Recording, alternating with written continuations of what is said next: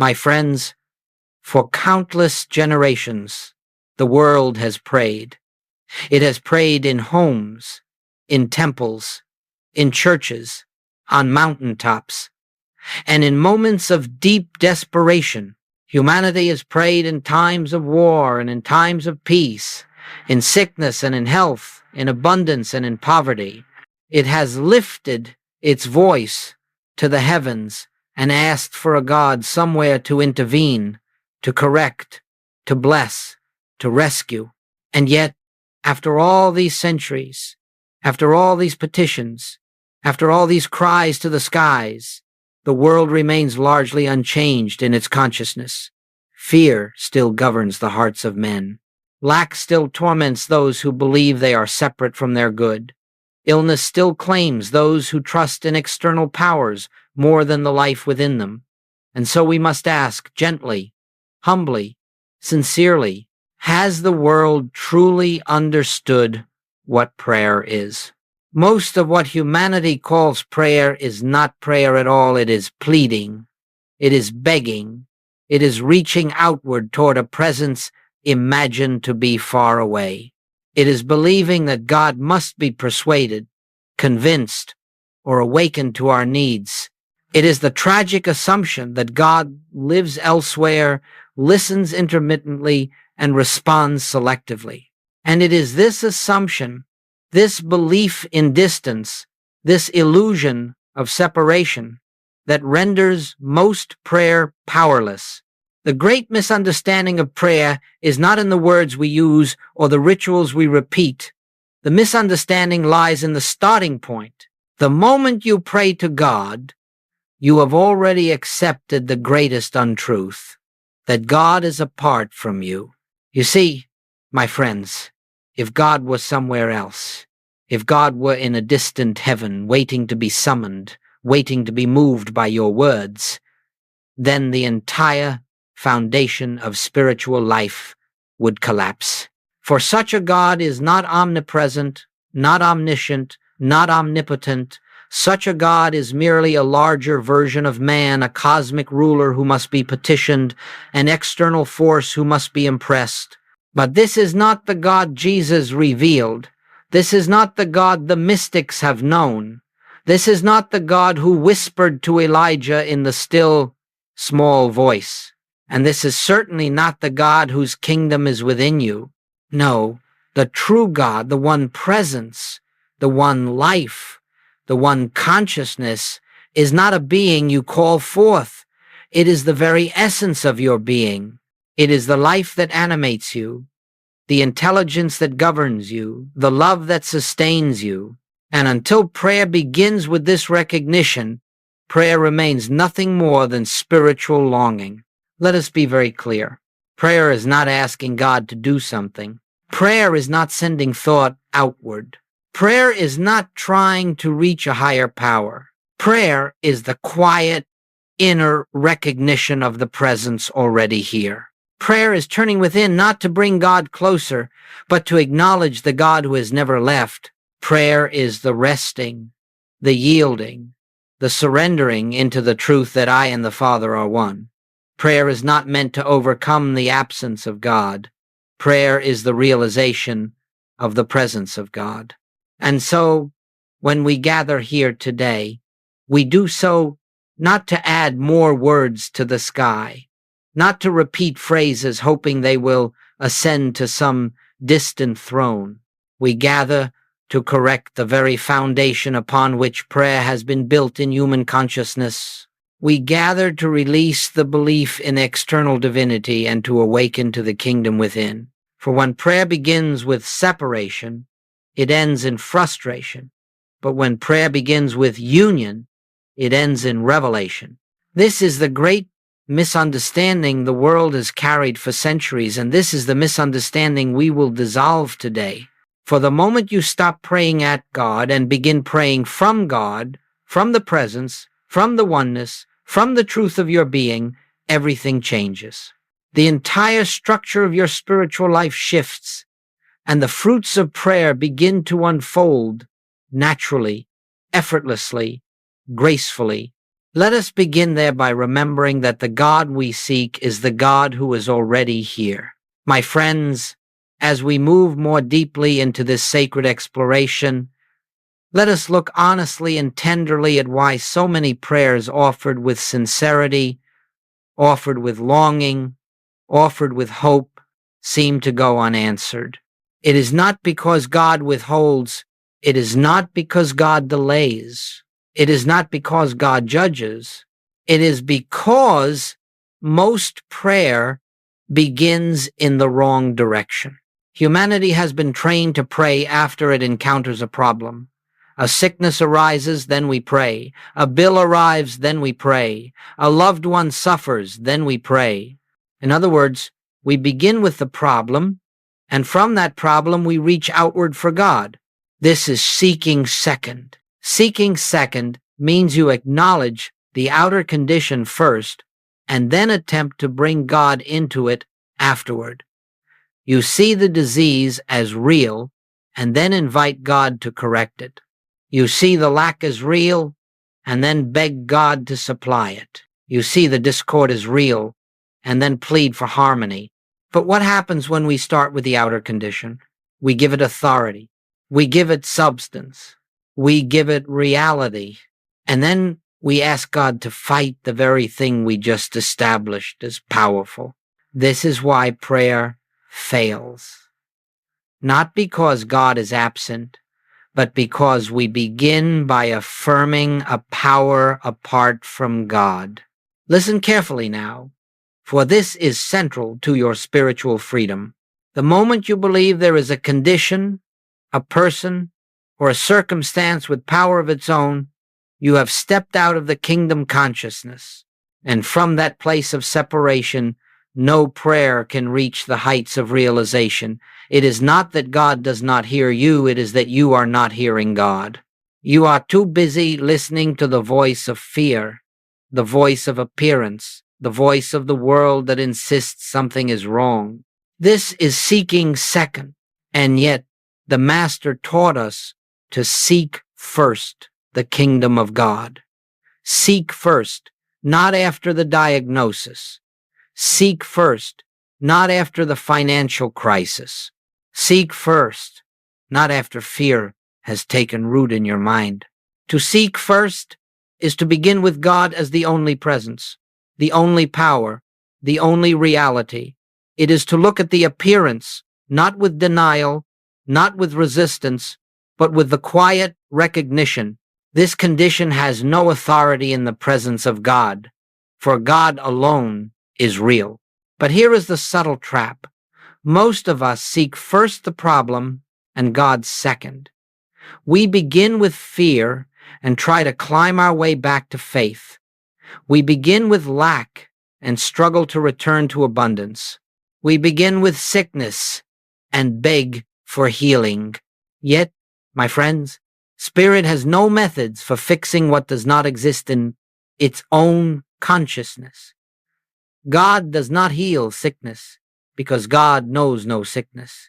God does not mend broken supply because in God there is no lack. God does not restore peace because the divine presence has never known discord. So when you pray from the standpoint of the problem, you are praying from a condition God does not recognize and therefore cannot respond to. The only prayer that bears fruit is the prayer that begins in truth, begins in oneness, begins in the recognition of God as the sole reality of your being. And from this standpoint, you are not begging God to change the appearance. You are awakening to the fact that God, being all, leaves no place for an opposing power. Now, let us take this deeper. When you pray from anxiety, that very anxiety forms the mold through which your prayer attempts to pass. When you pray from fear, it is fear that shapes the prayer. When you pray from desperation, you have already placed more belief in the appearance than in the presence. This is why many prayers are never felt, never heard, never realized. Not because God is distant, but because we have allowed fear to speak louder than the still, small voice. And so I say to you gently, compassionately. Stop beginning your prayer with the problem. Stop trying to drag God into the conflict. Stop asking the infinite to correct the illusion. Instead, first turn within. First acknowledge the presence. First rest in the truth of oneness. For only when you seek first the kingdom can all these things be added. Only when you begin in spirit can the outer world reflect spirit. Only when your prayer arises from the stillness of union can the fruits of grace appear effortlessly. Let us hold this truth in our hearts. The outer world does not shape your prayer. Your prayer shapes the outer world. And prayer can only shape the outer world when it arises from the inner realization that God is the only power. This is the reason most prayer fails. Not because prayer is weak, but because the consciousness behind it is rooted in separation. When the consciousness shifts, prayer becomes not a plea but a realization, and that realization is answered in the moment it is recognized. My friends, there comes a moment in every sincere seeker's journey when the old way of praying collapses. The words no longer satisfy. The begging no longer consoles. The outward search loses its appeal. And in that moment, quiet, trembling, unmistakable something within you begins to awaken. It is the realization that all your seeking, all your pleading, all your striving was built on the assumption that God was somewhere else. And suddenly, gently, you sense the truth rising as softly as dawn. I and the Father are one, not as a verse to memorize, not as a doctrine to defend, not as a belief to cling to, but as a state of consciousness to be lived. This simple statement, uttered by the Master, contains within it the entire secret of spiritual life. For when Jesus spoke these words, he was not describing a privilege granted to him alone. He was describing the nature of every soul, the truth of every being, the foundation of all reality. He was revealing the state of consciousness in which prayer becomes a realization, in which healing becomes effortless, in which supply flows without strain, in which fear dissolves into presence. To say I and the Father are one is to live from the recognition that there is no separation between you and the source of all life. It is to know that the presence that formed you, sustains you, guides you, and breathes you is the very essence of your being. Listen carefully. This realization is not attained through effort. It is discovered when effort ceases. The mind cannot force oneness. The will cannot manufacture union. Belief cannot create what already is. Oneness is not created, it is recognized. And so, the great shift, the shift that changes everything, is the inward turning of consciousness from trying to reach God to resting in God's ever-present nearness. It is the movement from seeking God outside to discovering God within. It is the surrender of the belief that God needs to be summoned to the realization that God is the invisible activity of your very life. This shift is not intellectual. It is not emotional. It is not conceptual. It is entirely spiritual. It is the movement from living as a separate self to living as an instrument of the infinite. When you begin to dwell in this consciousness, even faintly, even intermittently, a profound transformation takes place. You begin to sense a stillness within you that is not your stillness but God's. You begin to feel a presence within you that is not your personality but spirit itself. You begin to know, without explanation, that the life you believed was yours alone is actually the life of God expressing itself as you. You no longer ask God to come to you, because you realize you cannot be where God is not. You no longer seek God's help, because you realize God's help is the very nature of your being. You no longer plead for God's attention, because you realize you live in God's attention. And when this recognition dawns, prayer undergoes a rebirth. No longer is prayer an attempt to change God's mind. No longer is prayer an effort to change the outer world. No longer is prayer a transaction between one who lacks and one who provides. Prayer becomes the sacred act of abiding in the truth that God is the only life, the only mind, the only power, the only reality. You rest, and in that rest the presence reveals itself. You listen not for answers, not for direction, but for the assurance of union. And in that assurance, fear dissolves, anxiety softens, and the still small voice is heard. All that I have is thine. Lo, I am with thee always. My grace is sufficient for thee. This is the consciousness from which Jesus healed, taught, and lived. It was never personal power. It was never human virtue. It was never spiritual superiority.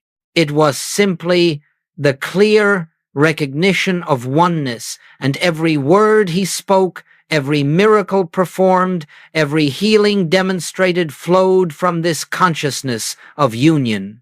And so, when you begin to shift from praying to a God somewhere to praying from the presence within, you step into the same stream of consciousness Jesus lived. You enter the same kingdom he revealed. You discover the same truth he taught, that God is not distant, but indivisible from your very existence. This is the shift that changes everything. And from this point forward, prayer will never again be what it once was. It will become a holy communion, a silent resting, a revelation that God and you are not two but one. My friends, now that we have seen the great shift, the turning from separation to oneness, let us enter into the heart of true prayer. For prayer, as the world understands it, is a reaching outward, but prayer, as Spirit reveals it, is an awakening inward. There is a great secret in spiritual life that very few have discovered, though it stands in plain sight in every sacred text, in every moment of stillness, in every whisper of intuition. That secret is this: real prayer is recognition, not asking, not pleading, not affirming, not visualizing. Recognition. Recognition is the silent awareness of what already is God's presence, God's life, God's activity, God's completeness, right where you stand. Recognition is the inner knowing that there is no distance between you and the source of all being. It is the quiet realization that God cannot be added to you, because God is already the fullness of your life. Let us understand this deeply. When you pray for healing, you are affirming disease. When you pray for supply, you are affirming lack. When you pray for protection, you are affirming danger. But when you close your eyes, turn within, and gently acknowledge the presence that has always been there, even if you do not feel it, even if you cannot sense it, clearly you have begun the practice of recognition. This practice is the essence of what Jesus meant when he said, "The Father within me doeth the works." It is what Paul meant by, "Nevertheless, not I, but Christ liveth in me." It is what the mystics meant by union, by oneness, by the indwelling presence. To recognize the presence is not to create something spiritual. It is to become aware of the spiritual reality that has been present from the beginning. Let us walk through this together, gently and simply.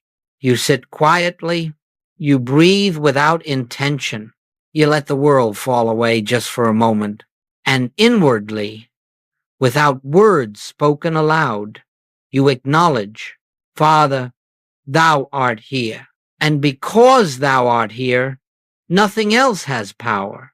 Then you rest. You do nothing more. You do not try to force an experience. You do not strain for peace.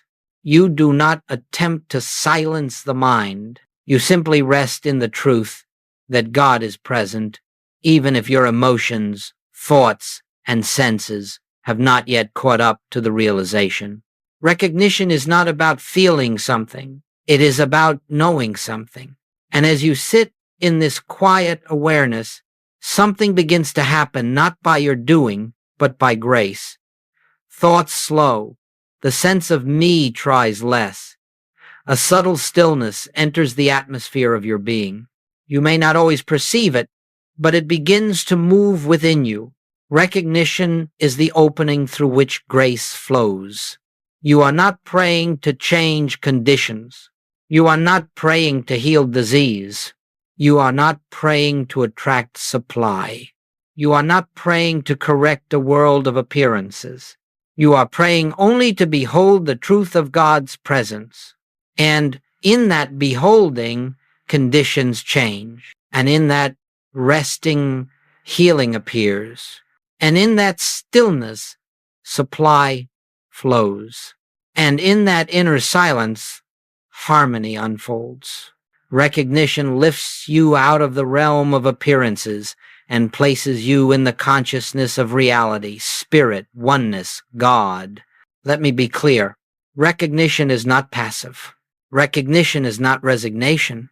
Recognition is not detachment from life. Recognition is the highest form of spiritual activity because it is the only activity that acknowledges God as the only presence and power. You are not praying to fix the world. You are praying to see through the world into the spiritual fact behind every appearance. So, how do we practice recognition? We practice it gently, without force, without demands, without expectation. You close your eyes for a few moments and simply acknowledge God is here. God is now. God is the only life. God is the only power. God is the only presence. Then you rest. Then you listen. Then you allow. If the mind wanders, you do not wrestle it back. You simply return to the inner knowing that God is the center of your being. If emotions arise, you do not suppress them. You let them pass through the atmosphere of peace you are cultivating. With time, recognition becomes a habit. With practice, recognition becomes a state. With surrender, recognition becomes your life. This is what Jesus lived. This is what the mystics embodied. This is what Joel Goldsmith discovered through years of silent communion. And this is available to you right here, right now. Make no attempt to perfect it. Make no effort to force it. Let recognition find you in stillness, and you will discover the secret the world has forgotten. Prayer is not the act of reaching God. Prayer is the awareness that God has already reached you. My friends, let us now enter into the sacred reason why recognition, this quiet resting in the presence, transforms life without struggle, without effort, without manipulation. For there is a law at work in the spiritual universe, a law not understood by the human mind, a law that operates independent of our striving and beyond our reasoning. It is the law of spiritual unfoldment. This law is not human. It is not psychological. It is not based on willpower, intellect, or emotion. It is the activity of God revealing itself through awakened consciousness. When you pray to God, you stand outside this law. You remain in the realm of effect, trying to change conditions by appealing to an external power. But when you pray from the presence, when you begin in the awareness of oneness, of completeness, of divine fullness, you enter the realm of cause. And in the realm of cause, all things unfold naturally, harmoniously, without resistance. Hear this clearly. Spirit acts from within outward, never from without inward. The world teaches that conditions create consciousness. Spirit teaches that consciousness creates conditions. When you rest in the inner presence, you align yourself with the law that governs all creation. You stop trying to shape life according to your fears and begin allowing life to shape itself according to divine order. Praying from presence works. Because, 1. You are no longer affirming a power apart from God. If you pray for healing while believing in the power of disease, your prayer is divided. If you pray for supply while fearing lack, your prayer is conflicted. If you pray for peace while worshiping anxiety, your prayer is weakened. But when you rest in the truth that God is the only presence and power, the illusion of opposing forces dissolves. In that dissolution, grace flows. 2. You are no longer trying to force Spirit to act. Spirit requires no prompting. Spirit requires no convincing. Spirit requires no pressure from you or anyone else. Spirit is always expressing, always unfolding, always revealing itself as harmony, wholeness, abundance, and peace. When you rest in recognition, you become a clear instrument through which this divine activity manifests. You do not create the harmony. You witness it unfolding. You do not manifest the supply. You observe it appearing naturally. You do not generate the healing. You realize it as an already existing truth revealed in time. 3. You have withdrawn belief from the appearance. Goldsmith taught that appearances have no power of their own. Their only strength is the belief we invest in them. When you recognize the presence, the mind detaches from appearances. Fear loses its claim. Anxiety loosens its grip. The appearance begins to fade, not because you fought it, but because you stopped feeding it with belief. 4. You awaken to a higher law, the law of harmony. There is a law always at work in spiritual consciousness. It is the law that kept Moses safe in the desert. It is the law that sustained Elijah in famine. It is the law that guided the Master through crowds untouched. It is the law Jesus called the kingdom of God. This law never fails. This law never wavers. This law never fluctuates with circumstances. When you pray from presence, you give this law full permission to operate in your life. 5. The sense of a personal self diminishes. It is the personal self, the ego, that fears, struggles, resists, and seeks to control. But as you rest in recognition, the tightness of the personal sense begins to dissolve. You feel lighter, more spacious, more receptive, and into that spaciousness, grace pours. Grace is not something you earn. Grace is not something you deserve. Grace is the natural activity of spirit where the personal sense is quiet. 6. You return to your true identity. When you pray from presence, you are not praying as a troubled person trying to become spiritual. You are praying as the spiritual being who has momentarily forgotten the truth. Recognition restores your true identity, an identity not limited by conditions, not threatened by circumstances, not diminished by appearances. 7. You align with the rhythm of divine unfoldment. Life is not random. Life is not chaotic. Life is not governed by chance. Life unfolds in perfect sequence when we do not interfere with fear, doubt, and resistance. Recognition removes interference. It lifts you into the rhythm of grace. And in that rhythm, healing becomes natural. Supply becomes effortless. Harmony becomes inevitable. Peace becomes constant. So, my friends, praying from presence works not because it manipulates God, nor because it exerts mental force, nor because it uses the mind as a tool of creation. It works because it places you in alignment with reality, with the inner kingdom, with the divine order, always seeking expression through you. The moment you recognize God's presence, something within you and around you begins to shift, not through effort, but through the law of unfoldment, quiet, orderly, certain, This is why the Master taught us to enter the secret place of the Most High. This is why Joel Goldsmith spent hours each day in silent communion. Not to make God act, but to witness God's action already taking place. For when you pray from oneness, the work is already done. You need only behold it as it unfolds. My friends, as we walk deeper into the practice of recognition, it is necessary to speak with honesty and tenderness about the obstacles that arise on this path. For though the presence is ever at hand, though God is closer than breath, closer than thought, the human mind does not easily release its ancient patterns of fear, separation, and control. We must understand that the path to spiritual realization is not a straight line.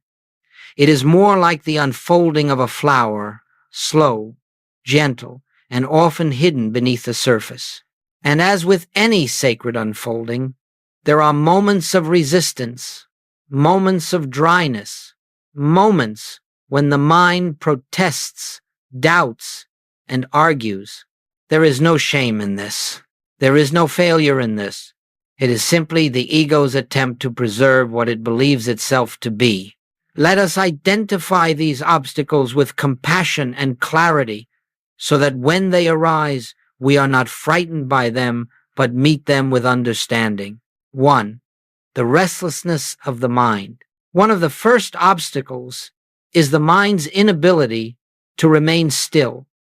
You close your eyes, intending to recognize the presence, and immediately thoughts rush in. Tasks, memories, fears, distractions. The mind pulls you outward, away from the inner sanctuary, and insists that the world demands your attention. Do not be discouraged. The restless mind is not a sign you are failing. It is a sign the mind is losing its authority. It knows that if you enter the silence deeply, it can no longer dominate your life. And so it resists, not out of malice, but out of fear of its own dissolution. What, then, is the remedy? Do not fight the mind. Do not wrestle it into submission. Do not attempt to silence it by force. Simply turn within again, and again, and again. Each return to the presence weakens the mind's grip. Over time, the mind learns to sit in the background, quiet, obedient, receptive to the deeper awareness unfolding beneath it. 2. The desire for quick results. Another obstacle is impatience. You begin the practice, you rest in the silence, and then you look eagerly for a sign, for a feeling, for a result. And when nothing seems to happen, the ego whispers, "See, this does not work. You are wasting your time. Go back to your old ways." My friends, let us be gentle here. The desire for immediate results is the old consciousness trying to measure the infinite by the standards of the finite. But recognition does not operate by time. Grace does not follow the calendar. Spiritual realization unfolds in its own rhythm, its own season, its own divine timing. The seed in the soil does not sprout the moment it is planted, and neither does the seed of recognition. Do not mistake stillness for stagnation. Even when your senses perceive nothing, the roots of your spiritual consciousness are deepening. The soil is being prepared. The inner atmosphere is being purified. Something invisible is taking place, and it will reveal itself when the time is right. Patience is not waiting for a result. Patience is trusting the presence. 3. Emotional resistance. At times, emotions arise, fear, sadness, anger, doubt, and they feel so strong that you wonder if the practice is making things worse. But I tell you, these emotions are not obstacles. They are releases. They are old patterns dissolving. When you enter the silence, The light of the presence begins to illuminate places in consciousness that have long been hidden, memories you have avoided, fears you have suppressed, beliefs you never questioned.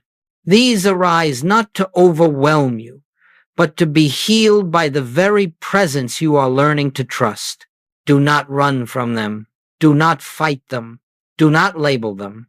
Allow them to rise, pass through, and dissolve in the atmosphere of peace you are cultivating. The presence knows how to do the work. Your task is simply to remain receptive. 4. The ego's fear of disappearance. Perhaps the deepest obstacle of all is subtle, quiet, almost imperceptible. The ego senses it is being replaced. It realizes that if you truly recognize the presence as your life, your identity, your being, then the personal self, the small I, the anxious I, the striving I, will no longer be the center of your existence. And so the ego resists. It resists through distraction. It resists through doubt. It resists through procrastination. It resists through sudden urgency to handle worldly matters. This resistance is not evil. It is simply the nature of the personal sense which believes it must maintain control. The ego survives through activity, through noise, through identification with thought.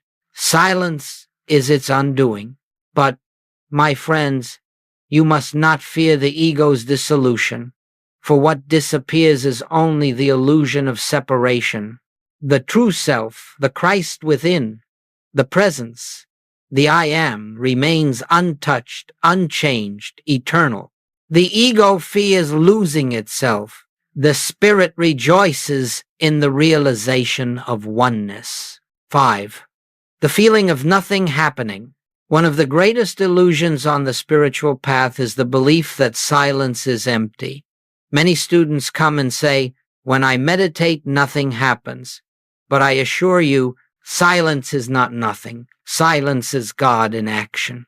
The surface may appear still, but beneath that stillness, the currents of spirit are moving.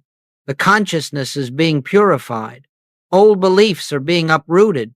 New capacities are being formed. The very structure of your inner life is being rebuilt quietly, invisibly, faithfully. Judge not by appearances, even in meditation. 6. The temptation to return to the old ways. When challenges arise, financial strain, illness, conflict, the ego urges you to abandon recognition and return to the world's way of solving problems. Worry, force, control, manipulation. This is the greatest temptation. But if you return to old methods, you are stepping back into the consciousness that created the problems in the first place. The outward struggle continues because the inward recognition has been abandoned. Hold firmly to this truth. Spirit resolves what the personal self cannot. Grace accomplishes what effort never can. Stay with the presence, especially when circumstances insist you cannot afford to. The more the world pulls, the more gently you turn within. My friends, these obstacles are not signs of failure. They are signs of transformation. They appear only because you are entering a new state of consciousness, a state the old self cannot inhabit. When you meet these obstacles with patience, compassion, and unwavering trust, you will discover the great secret. Every barrier on the path is an invitation to deeper union. Every resistance is a doorway into grace. Every doubt is a call to return to the presence. And the presence never fails those who enter it. My friends, it is now time to bring these truths into the living of daily life. For spiritual realization is not meant to remain in the meditation chair, nor in the silence of early morning practice. The presence is not a temporary refuge. It is the foundation of your existence. And so, the true work of recognition is not merely found in the moments when your eyes are closed, But in those moments when they are open, let us understand this clearly. Recognition becomes transformative only when it becomes continuous, not constant effort, not constant thought, not constant repetition, but a continuous awareness, quiet, natural, unforced, that beneath every thought, behind every action, within every breath, the presence abides. This is what Joel Goldsmith called practicing the presence. It is the gentle remembrance that wherever you are, whatever you are doing, the Father within is living your life. Let us explore how this unfolds. 1. Begin the day in recognition. Before the world enters your mind, before thoughts begin their movement, before you step into the activities of the day, pause even for a moment and turn within, not to ask, not to plan, not to prepare, simply to acknowledge. God is here. God is the life I will live today. God goes before me. This one moment in the morning sets the tone for everything that follows. You have placed your foot on holy ground before the day begins. You have entered the atmosphere of grace. 2. Carry the inner hum of silence. As you move through the day, walking, working, speaking, let there remain within you a quiet undertone, a subtle awareness that you are not living life alone. This inner hum of silence is the presence. You need not hold thoughts about God. You need not repeat sacred phrases. You need not maintain constant concentration. The recognition may be as gentle as a single breath, as soft as a moment's awareness. The Father is here. This is enough. This opens the door for grace to operate in every circumstance. 3. Turn within before responding. In your interactions, conversations, challenges, decisions, create a small space between the world's stimulus and your response. In that space, silently turn within, even for a second, even for half a second. In that brief pause, you are acknowledging, I do not respond as a human being. I respond as an instrument of the presence. This moment of turning changes everything. A potential conflict softens. A misunderstanding clears. A wise answer arises from nowhere. A problem dissolves without being solved. You discover that your wisdom is not required, for the divine wisdom acts the moment you make space for it. 4. Recognize the presence in others. Perhaps the most transformative aspect of practice is remembering that every person you encounter, stranger, friend, family, adversary, is an expression of the same one presence that lives within you. Do not relate to their personality. Do not react to their behavior. Do not be disturbed by their moods. Look through the appearance and silently acknowledge. The Christ is the truth of you, not spoken aloud, not imposed on them, simply held within your own consciousness. This recognition lifts relationships into a higher atmosphere. It dissolves fear, resentment, and judgment. It opens the way for harmony to replace conflict, love to replace tension, peace to replace separation. 5. Infuse ordinary actions with awareness. It does not matter what the activity is, walking, eating, working, resting. Every action becomes a spiritual activity when you recognize the presence within it. You do not make the action spiritual, the presence already is. You simply become aware of that truth. This is how life becomes prayer. This is how movement becomes meditation. This is how ordinary moments become holy. Recognition is not added to life. Recognition reveals the sacredness already there. 6. Return to the presence. When problems arise, when a difficulty appears, a bill, a symptom, a conflict, Your old conditioning urges you to react immediately. But now, as a spiritual seeker, you pause, you turn within, you recognize the presence is here. The presence is the only power. The appearance has no authority. Then, from that inner foundation, you take whatever practical steps are required. Turning within first resets the entire atmosphere. It dissolves the fear that clouds judgment. It opens the channel for divine intelligence to guide your actions. It prevents you from acting out of panic and allows you to act out of peace. 7. Let the day close in silence. As the day ends, return once more to the secret place. Not to review the day, not to judge yourself, not to seek results, simply to acknowledge, through this day, thou hast lived thy life through me, and then rest. This closing recognition dissolves the accumulated noise of the day and prepares consciousness for the deeper work that takes place in sleep, a time when the presence continues its activity even without your awareness. 8. Allow recognition to become your identity. At first, the practice of recognition feels like something you must remember to do, but over time, something profound occurs. Recognition becomes natural. Recognition becomes effortless. Recognition becomes who you are. You are no longer a person turning toward God. You are a consciousness through which God is expressing. This is the transition from practice to realization, from seeking to abiding, from effort to grace. My friends, integrating recognition into daily life is not about maintaining a spiritual discipline.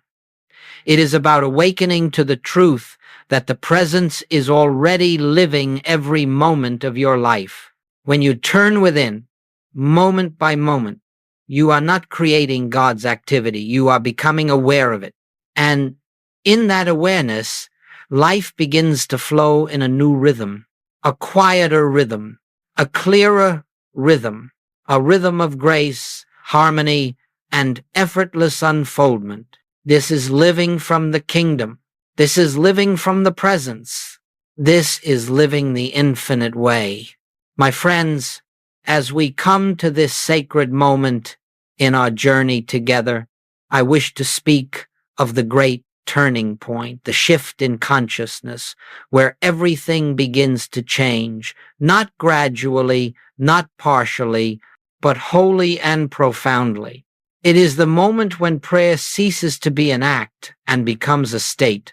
It is the moment when God ceases to be a concept and becomes an experience. It is the moment when life ceases to be a struggle and becomes an unfoldment of grace. This turning point is not marked by fireworks, nor by extraordinary visions, nor by dramatic emotional release. It comes quietly, as all things of spirit do. It comes naturally, like the dawn lifting the darkness, not with violence, but with inevitability. It comes when your consciousness has been gently prepared through recognition, through surrender, through resting in the presence, and when it comes, you know it, not by feeling, not by signs, but by a deep inner certainty that does not depend on the mind. Let us explore this sacred transition. 1. Prayer no longer begins with desire. At first, prayer arises from need, from fear, from lack, from longing. But at the turning point, prayer no longer begins with seeking anything. Instead, prayer begins with being in the presence, being aware of the presence, being surrendered to the presence. You no longer enter prayer to get answers. You enter prayer to dwell in truth. You no longer pray to change outer conditions. You pray because the inner presence draws you. Prayer becomes communion wordless, formless, without agenda. In this communion, the mind grows still. The heart softens. The personal self disappears, And you discover that prayer is not something you do. Prayer is something God is doing in you. 2, you realize that God is not separate from your consciousness. In the early stages, God is above, beyond, or apart. We think in terms of reaching upward or inward to find God. But in the turning point, a great revelation dawns. God is the very consciousness with which you are seeking God. You realize that the presence you are recognizing is not merely near you, but is the very awareness that is recognizing it. This is the great mystical truth. The one who seeks is the presence itself. The I that prays is the I of God. There is no longer you and God. There is only God appearing as you. This realization is the doorway to freedom. 3, life becomes guided, not managed.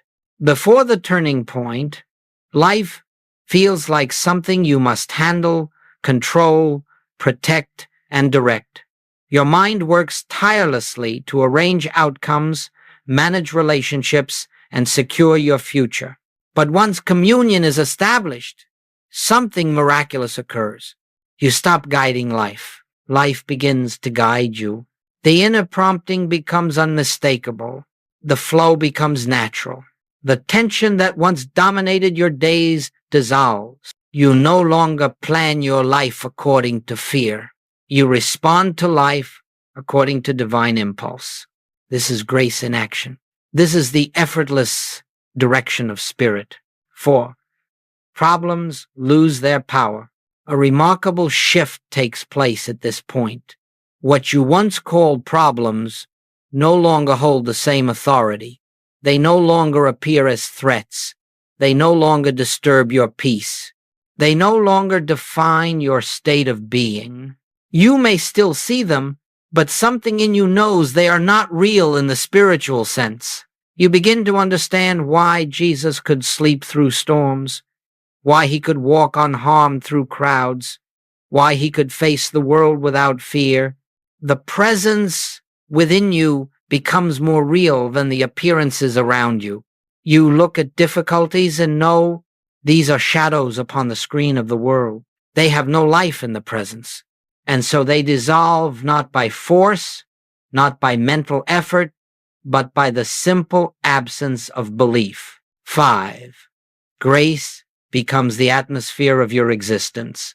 Grace is not something added to life. Grace is the nature of life when the personal sense dissolves. When prayer becomes communion, grace becomes the governing principle of your existence. You begin to live in a world where opportunities appear without striving.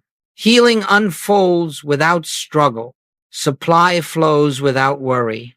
Harmony arises without effort.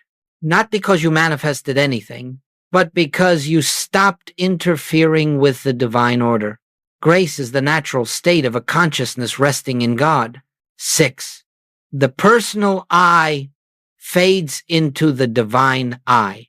At the turning point, the sense of a separate self, the striving, fearing, wounded self begins to fade.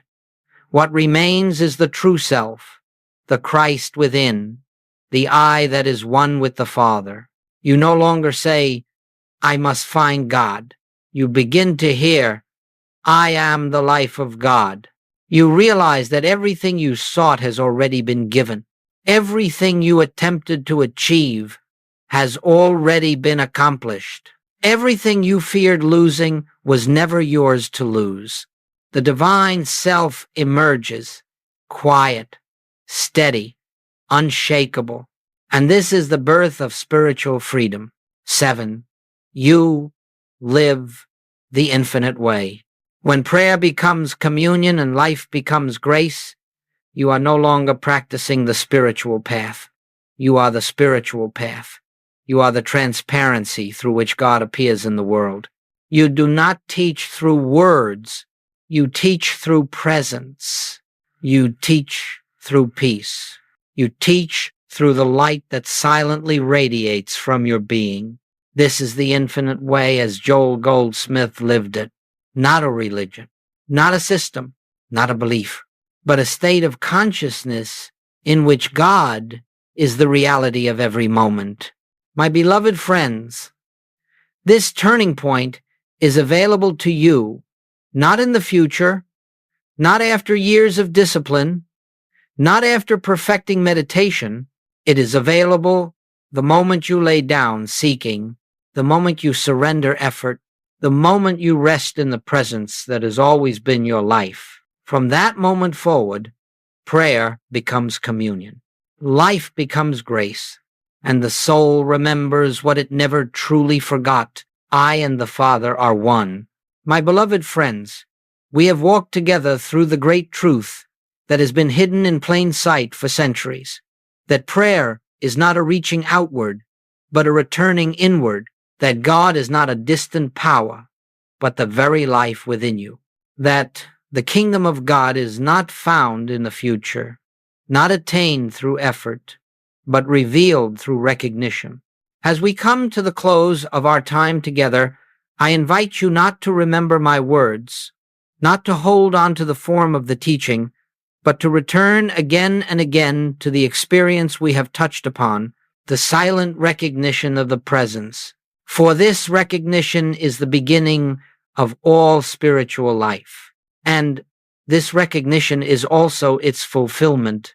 You stand now at the threshold of a new way of living, a way not governed by fear, a way not driven by desire, a way not shackled by the belief in separation. You stand at the doorway of a life lived in grace. 1. You now know where God is found.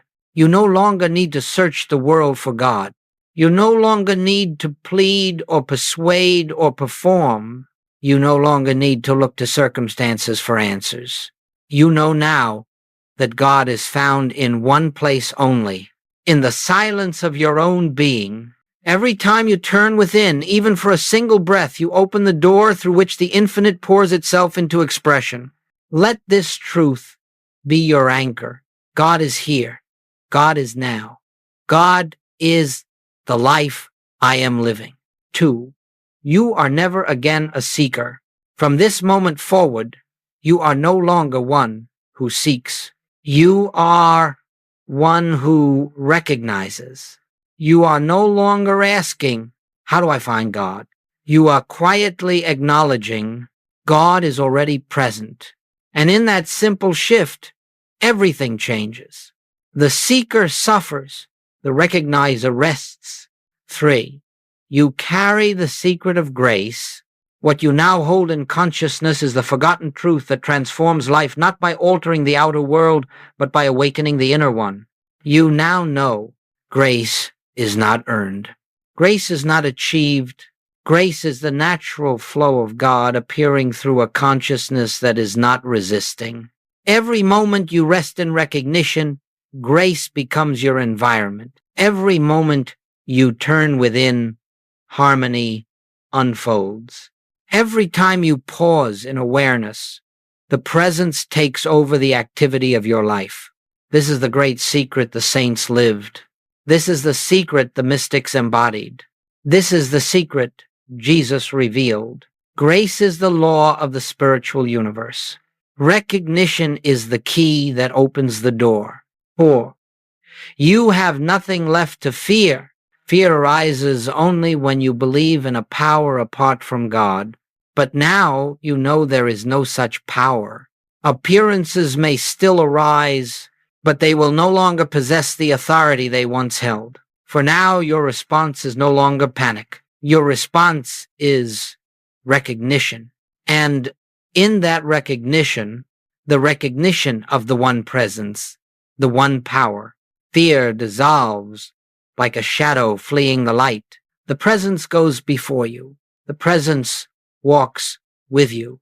The presence is the life you live. Where then is fear? It has no place where God is all. 5. Your practice is simple. Turn within. Do not complicate the path. Do not burden yourself with rituals or strain for spiritual attainment. Your entire practice, your entire path, your entire unfolding can be summed in these two words. Turn within in the morning. Turn within in the evening. Turn within when troubled. Turn within when peaceful. Turn within when the world pulls you outward. Turn within when harmony flows effortlessly. This turning is the doorway. This turning is the sanctuary. This turning is the infinite way. 6. You are now living the life Jesus taught. Jesus did not come to establish a religion.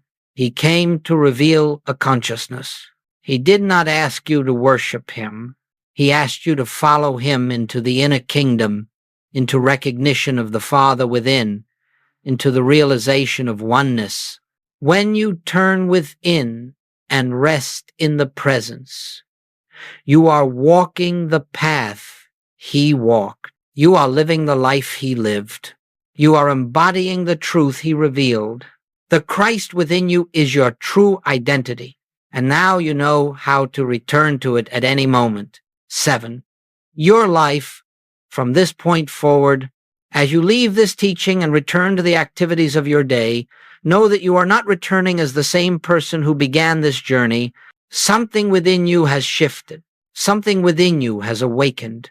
Something within you has recognized itself. This recognition will continue to unfold. It will continue to deepen. It will continue to lift the veil of appearances. Day by day, moment by moment, you will find your thoughts grow quieter, your heart grows gentler, your responses grow slower, your peace grows deeper, your trust grows stronger, your life grows lighter. This is the work of the presence. This is the fruit of recognition. This is the unfolding of grace. 8. A final word of blessing. My friends, I leave you with this blessing, not as words, but as a consciousness. May the presence reveal itself to you in the silence. May grace govern every area of your life. May peace become your natural atmosphere. May the light within you shine without effort.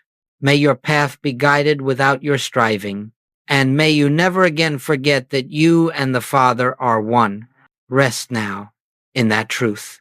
Live now from that truth. Let your steps, your breath, your thoughts, your days all be carried in the rhythm of divine unfoldment. And remember, recognition is the key. Grace is the law. Oneness is the reality, and the kingdom is within you, now and forever.